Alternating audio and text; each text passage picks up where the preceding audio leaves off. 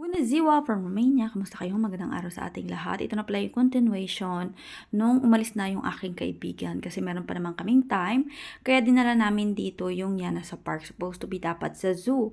Kasi nga merong party ng pa-Halloween ba para naman maranasan ng Yana. Kaso nga lang na late na kami kasi it's already 4:30 na ng hapon. Dapat pala early kayo pumunta, mga 1. Pauwi na lang kami by the next year para naman ma-appreciate ng Yana ang tinatawag na Halloween ba. At dahil nga hindi kami nakapasok doon sa may zoo at na-late kami.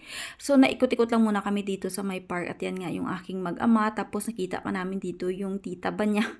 Hindi namin inaasahan na magkikita kami dito. Malapit lang kasi yung kanilang apartment. At madalas talaga silang mag-asawa na nagwo-walking dito kasi nga napakaganda ng weather. Tapos super ganda din ng view dito dahil nga sa mga puno na nagyayelo na, naglalagasan dahil nga autumn. So ayan pala kami ng Yana. Nakapustura pa naman ako kasi gusto ko sana na mag-pictorial kami ba. Kaso nga lang, hindi natuloy kasi nga hindi na kami nakaabot ng time, pero okay lang naman kasi naka-pictorial nga kami dito kahit papano sa may park. At na-use ko rin yung aking papustura. Then after namin doon sa may park, dumiretso na kami dito sa isang area kung saan na-vlog ko na ito before ba. Ito yung river station. Grabe na rin yung improvement ng lugar na ito before. May paganito lang siya o pa-entrance. Tapos ganyan yung view. Tapos sa gilid may paupuan siya. Pero ngayon pa-extend na. Sabi kasi ng aking asawa, ito daw yung place kung saan ilalagay yung mga maliliit na boat. Kasi yung mga malalaki hindi naman pwede kasi yung tubig dito hindi siya mataas.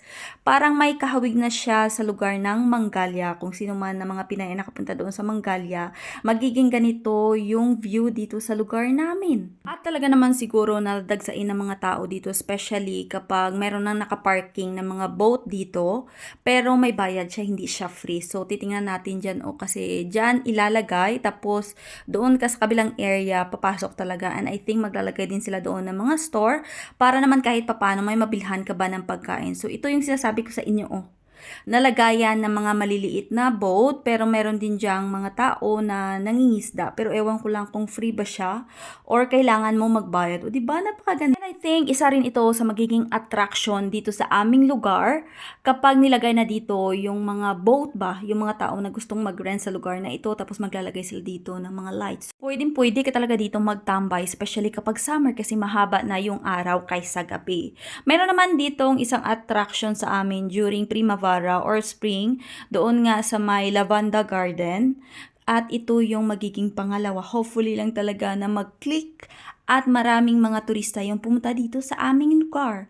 At dahil nga tapos na kaming umikot doon ng aking asawa, so umikot-ikot muna kami dito sa aming center. Tingnan nyo naman, 5:30 pa lang yan ng hapon, pero madilim na kasi nga papalapit yung winter dito sa Romania. Kaya maaga talagang dumidilim. Kaya dahil dyan, maaga na talaga yung mga tao na nagpapahinga.